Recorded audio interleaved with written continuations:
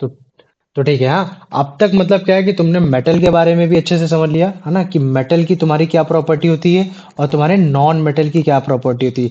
लेकिन जो भी हमने प्रॉपर्टी पढ़ी है सब कैसी प्रॉपर्टी है? फिजिकल प्रॉपर्टी पढ़ी, मतलब कि जब हम किसी को देखते हैं कि मतलब वो कैसा दिखता है, वो कैसा बिहेव करता है, मतलब कि how it is looking and how it is behaving, मतलब जनरल बिहेविंग। लेकिन इसका दिखने के कारण, इसके पीछे बिहेव करने के कारण वो उसके केमिकल प्रॉपर्टीज पर डिपेंड करता है। तो केमिकल प्रॉपर्टीज के बारे में कल पढ़ेंगे। लेकिन अगर मान लो कि तुमसे कोई क्वेश्चन पूछेगा, तो जनरली क्या पूछेगा कि मुझे बताओ exceptions metal and non metal पे, उनके फिजिकल से रिलेटेड। तो तुम सोचोगे कि यार अगर मेरे को ऐसा बताना है तो मैं कैसे बता सकता हूँ। तुम पहले ऐसे सोचो कि यार आओ इलेक्ट्रिकल कंडक्टिविटी को लेकर बात करते हैं। तो जब मैं इलेक्ट्रिकल कंडक्टिविटी पहले लिखूंगा तो इलेक्ट्रिकल कंडक्टिविटी में क्या बोलूंगा कि भैया मेटल तो आपके इलेक्ट्रिकल कंडक्टिविटी को फॉलो करते हैं। लेकिन अगर मान लो कि मैं नॉन मेटल की बात कर देता हूँ तो नॉन मेटल में नहीं करते। लेकिन उसमें आपका जो कार्बन होता है, कार्बन का जो एक एलोट्रॉप होता है, ग्रेफाइट होता है, वो आपका करता है। तो ये आपका क्या हो जाएगा कि एक एक्सेप्शन आ जाएगा। चलो ठीक, मैंने समझ लिया, ये हो गया। फिर भैया दूसरा एक्सेप्शन के लिए हम एक हेडिंग डाल देते हैं, वो हो गया लस्टर हो गया। भैया मुझे मालूम है कि सारे के सारे मेटल आपके चमकते हैं, लेकिन आपके सारे के सारे नॉन मेटल नहीं चमकते। लेकिन एक ऐसा नॉन मेटल है वो चमकता है, वो क्या हो गया, वो आपका आयोडीन हो गया। तो ये आपके लिए एक मतलब क्या कहते हैं कि आपने बता दिया कि एक एक्सेप्शन हो गया। फिर एक इस तरीके से फिर आप फिजिकल स्टेट को लेकर बोल सकते हो कि हाँ यार, फिजिकल स्टेट को लेकर मतलब क्या कहते हैं, ज्यादातर जो तुम्हारे मतलब वो होते हैं मेटल होते हैं वो सब के सब सॉलिड होते हैं। लेकिन वो जो सॉलिड होते हैं उनमें से जो बेसिकली एक होता है मरकरी, वो आपका लिक्विड होता है।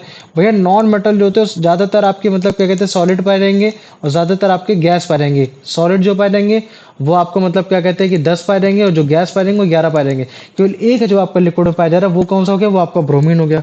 तो भैया ये एक्सेप्शन हो गया। फिर चौथा भैया मैं बोल सकता हूँ एक्सेप्शन को लेकर, भैया मैं हार्डनेस को लेकर भी बोल सकता हूँ कि हाँ भैया जनरली जो आपका मतलब क्या कहते हैं कि जो आपका वो होता है, क्या कहते हैं कि मेटल होता है वो आपका मतलब हार्ड होता है ना। वो होता है। लेकिन अगर मान लो कि मैं उसकी बात कर देता हूँ, लेकिन मेटल में हार्ड होता है। लेकिन अगर मान लो कि मेटल में उसकी बात कर देता हूँ, सोडियम की बात कर देता हूँ, पोटेशियम की बात कर देता हूँ, तब तो भैया सॉफ्ट हो जाते हैं। ठीक, वेरी गुड। अब आ जाओ, मैंने बोल दिया कि भैया सॉफ्टनेस को लेकर बात कर देते, तो तुमने बोला कि भैया सारे के सारे जो आपके नॉन मेटल होते हैं ज्यादातर वो सॉफ्ट ही होते हैं। लेकिन अगर मान लो कि मैं कार्बन के एक एलोट्रॉप डायमंड को ले लेता हूँ, तब तो भैया वो बहुत ही ज्यादा हार्ड हो गया। तो ये एक एक्सेप्शन हो गया। छठा एक्सेप्शन लेके चलते हैं तो वो मैं बोल सकता हूँ कि हाँ मेल्टिंग पॉइंट को लेकर बोल सकता हूँ, ये हो गया। जब भी हमने पढ़ रखा है कि यार मेटल जो होता है उसका मेल्टिंग पॉइंट और बॉइलिंग पॉइंट बहुत मतलब बहुत ज्यादा होता है। लेकिन हमें मालूम है कि भैया एक उसमें सीजियम भी होता है जिसका मेल्टिंग पॉइंट तुम्हारा 28 डिग्री होता है। भैया एक तुम्हारा मतलब क्या कहते हैं वो भी होता है, गैलियम भी होता है जिसका तुम्हारा 32 डिग्री होता है। तो ये आपका जल्दी मेल्ट हो जाते हैं, है ना, ये हो गया। और अगर मान लो कि मैं नॉन मेटल की बात करता हूँ, तो नॉन मेटल में बोला जाता है कि यार उनका बॉइलिंग पॉइंट बहुत कम होता है ना। जैसे 110 डिग्री में तो तुम्हारा मतलब सल्फर ही तुम्हारा आराम से लिक्विड बन जाएगा। लेकिन अगर मान लो कि मैं डायमंड की बात करता हूँ, तो डायमंड में तुम्हारा 35 डिग्री सेल्सियस देना पड़ेगा। तो ये तुम्हारा एक एक्सेप्शन हो गया। फिर आ जाता है तुम्हारा डेंसिटी को रिलेटेड आ जाता है। हाँ, तो इस चीज को याद रख लेना कि हाँ मेटल की डेंसिटी ज्यादा होती है। लेकिन अगर मान लो कि मैं उन एल्कलीज मेटल की बात करता हूँ जो तुम्हारे बेसिक इन नेचर होते हैं, जैसे कि लिथियम हो गया, जैसे कि तुम्हारा सोडियम हो गया, जैसे कि तुम्हारा पोटेशियम हो गया, इनकी डेंसिटी क्या होती है, कम होती है ना। ये ऐसे तुम बता सकते हो कि मतलब इनकी डेंसिटी कम होती है। तो देखो ये जो हम पढ़ रहे हैं कहीं ना कहीं मिक्स हो जा रहा है कि हाँ यार इलेक्ट्रिकल कंडक्टिविटी इसकी सही होती है, वो ज्यादा सही होती है, ये कम होती है, वो ज्यादा होती है, मतलब कि एक्सेप्शन ही एक्सेप्शन घुसे पड़े हैं तुम्हारे फिजिकल को लेकर। तो अगर मुझे मेटल एंड नॉन मेटल को और अच्छे से समझना है, तो उसका मतलब हमको केमिकल के वे में जाना पड़ेगा कि हाँ ये केमिकली किस तरीके से अपने आप से अलग हो रखे हैं। क्योंकि अगर केमिकल हो रखे तो हमको और अच्छे से समझ में आएगा। ये आ जाओ, यही चीज मैंने अभी जो पीछे बताया था कि हाँ इलेक्ट्रिकल कंडक्टिविटी को लेकर जो तुम्हारा एक्सेप्शन होगा क्या होगा कि कार्बन एक नॉन मेटल है, इलेक्ट्रिसिटी नहीं कंडक्ट करनी चाहिए, लेकिन एज अ ग्रेफाइट ये तुम्हारा इलेक्ट्रिसिटी को कंडक्ट करता है। तभी तुम देखना लास्ट में जो तुम्हारी पेंसिल है ग्रेफाइट जिसमें मिला हुआ है, उसमें बड़े आराम से तुम्हारा इलेक्ट्रिसिटी तुमको कंडक्ट होते हुए दिखाई दे रही है, ये चीज है। और ये तुमको इतनी जल्दी इसी वजह से समझ में आ गया क्यों, क्योंकि हमने मेटल को भी रगड़ा है, नॉन मेटल को भी रगड़ा है ना? ये आ जाओ। अब उसके बाद ये लस्ट्रस को लेकर हो गया कि हाँ भैया, आयोडीन एज अ प्रोडक्ट आपका लस्ट्रस है, मतलब कि चमकदार है, कोई भी डल अपीयरेंस नहीं, क्योंकि नॉन मेटल तो भैया आपके ज्यादातर चमकदार नहीं होते, लेकिन इसमें एक्सेप्शन आ गया। फिजिकल स्टेट को लेकर हो गया कि हाँ भैया, मेटल आपके सॉलिड्स होते हैं, लेकिन एक एक्सेप्शन है भैया, मरकरी मेटल वो नहीं होता। मरकरी जो आपका होता है वो आपका लिक्विड रूम टेम्परेचर में होता है। लेकिन है ना, ये हो गया। तो आपने बता, मतलब कि एक्सेप्शन किसका गिना जा रहा है कि जो ज्यादातर जैसा होता है। हमने यहाँ नॉन मेटल का क्यों नहीं पढ़ा? क्योंकि नॉन मेटल सॉलिड भी होता है, तुम्हारा गैस भी होता है, तो फिर उसमें एक्सेप्शन जैसा कुछ नहीं आता। एक्सेप्शन जैसे एक लिक्विड का बोल सकते हो, लेकिन फिजिकल में तो, लेकिन मेटल में क्या, मेटल में तो सभी साले सॉलिड है, केवल एक ही ऐसा है जो तुम्हारा लिक्विड में है, वो तुम्हारा ब्रोमीन। इसी वजह से उसको हमने एक्सेप्शन की कैटेगरी में बताया है, समझाने की कोशिश की है। ये हो गया। आ जाओ, देख रहा है ये तुम्हारा मरकरी हो गया। अब इसके बाद देखो, उसको दिखाते हैं हार्डनेस और सॉफ्टनेस को लेकर। तो हमें मालूम है कि जितने भी आपके एल्कली मेटल है, जैसे कि सोडियम, लिथियम, पोटेशियम, ये सारे एक्सेप्शंस है, क्योंकि मेटल जनरली हार्ड बोला जाता है। लेकिन अगर मान लो कि इस तरीके के आपके अल्कली मेटल लिए जाएंगे, तो मैं इनको अगर निकाल के अगर बड़े आराम से उसको चाकू के से काटूंगा, तो ये बड़े आराम से क्या हो जाएंगे, कट जाएंगे। क्यों? ये वो हो रखे हैं। लेकिन अगर मान लो कि मैं नॉन मेटल को बोलता हूँ कि हाँ, नॉन मेटल जनरली सॉफ्ट होते हैं, लेकिन क्या सारे होते हैं? नहीं भैया। नॉन मेटल में आपका डायमंड है, वो बहुत ज्यादा स्ट्रांग हो रखा है।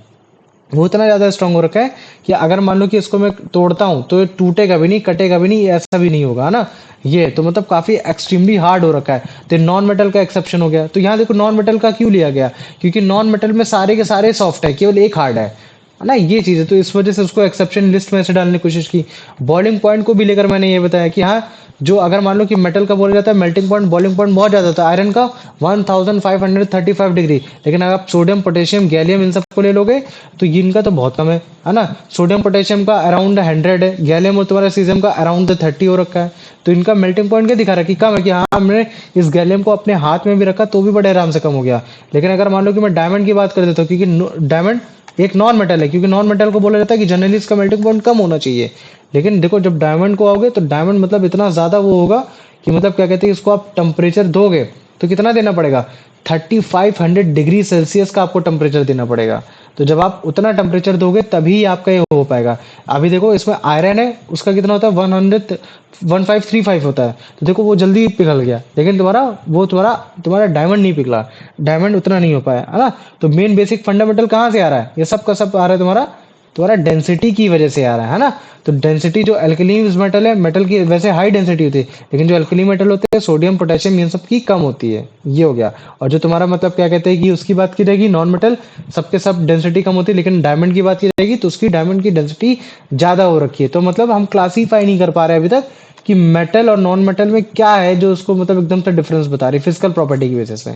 तो हम क्या करेंगे, और ज्यादा अच्छे से क्लासिफाई कर पाए, तो हम उनको केमिकल प्रॉपर्टी के थ्रू पढ़ने की कोशिश करेंगे। ये है। आओ पहले जल्दी से आंसर बताओ, केमिकल प्रॉपर्टी कल पढ़ेंगे। आंसर बताओ।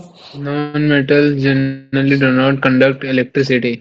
Which form of the non-metal carbon is not a notable exception that is a good conductor of electricity? Graphite. Graphite, very good. आ जाओ, अब इसका आंसर बताओ, question number 2। The text states that non-metals do not conduct electricity. Why is carbon in the form of graphite considered an exception? It is brittle. It is a poor reflector of light. It conducts electricity just like metal. It is a liquid at room. C वाला. सी वाला, very good. आ जाओ, अब इसका answer बताओ।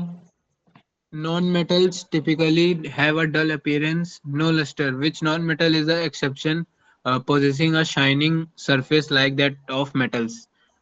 Iodine. हम्म, आ जाओ, अब इसका आंसर बताओ। Though most metals are solids at room temperatures, which metal is the exception, existing as a liquid in its physical state? Which metal is existing liquid in physical state? Gold, mercury, iron, silver. Mercury? Mercury, very good. आ जाओ, अब इसका answer बता दो। Metals are generally hard, but which group of metal are soft exception behaving like metal? ये कहाँ गए? वो alkali metals like lithium, sodium, and potassium. ठीक, वेरी गुड। आ जाओ, अब इसका आंसर बता दो।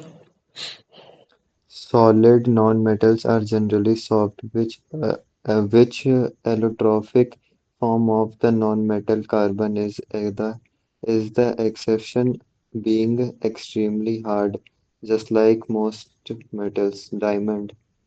Diamond, very good. आ जाओ, अब इसका आंसर बताओ। Elements can be divided into two which main two groups based on their properties, metals and non-metals. Very good, आ जाओ, अब इसका आंसर बताओ। The property which allows metals to be drawn or stretched into thin wires without breaking is called ductility. Very good, आ जाओ, अब इसका answer बताओ। The property of non-metals that causes them to break into pieces when hammered is known as brittleness. Very good, अब आ जाओ, इसका answer बताओ। Metals typically have high melting points and boiling points, which non-metal is an exception, having a very high melting and boiling point, just like most metals. Diamond. Good, आ जाओ, अब इसका answer बताओ। Metals generally have a high densities. Which group of metals are exceptions because they have low densities like that of non-metals? Alkali metals, lithium, sodium, potassium. Very good, ठीक है। अब देखो, तुम्हारा ये हो गया। अब तुम्हारा केमिकल प्रॉपर्टीज की बात होगी। अब मैं क्या करता हूँ, केवल एक क्वेश्चन लिखता हूँ और वो एक क्वेश्चन तुम्हारा 10 मार्क्स का हो, ठीक है।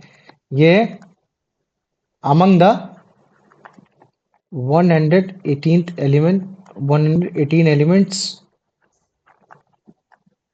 generally metal and non-metal have their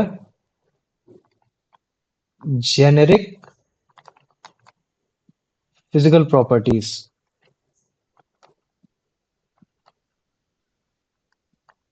but still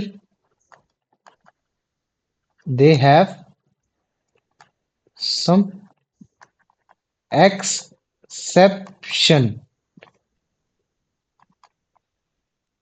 What are they? Clarified with the example। ठीक है। तुम्हारा पहला इलेक्ट्रिकल कंडक्टिविटी को लेकर बोलोगे। दूसरा मुझे बताओ। Physical state. Physical state. तीसरा बताओ। ब्रिटलनेस वही हो गया ना भैया, फिजिकल स्टेट। और बताओ। वो लस्ट्रस। लस्ट्रस हो गया। और बताओ। डेंसिटीज। थर्मल वाला। डेंसिटी हो गया। ठीक। मेल्टिंग पॉइंट और बॉइलिंग पॉइंट। हाँ, melting point and boiling point. और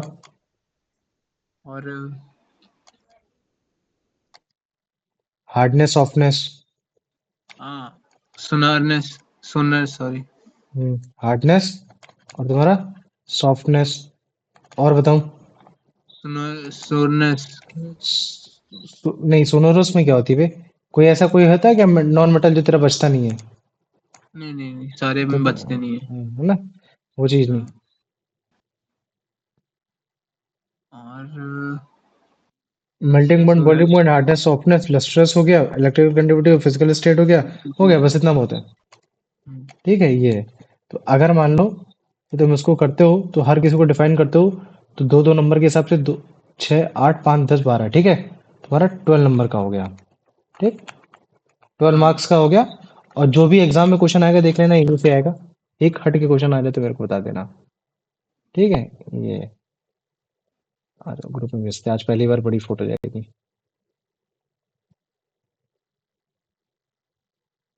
पहली बार 12 मार्क्स का है।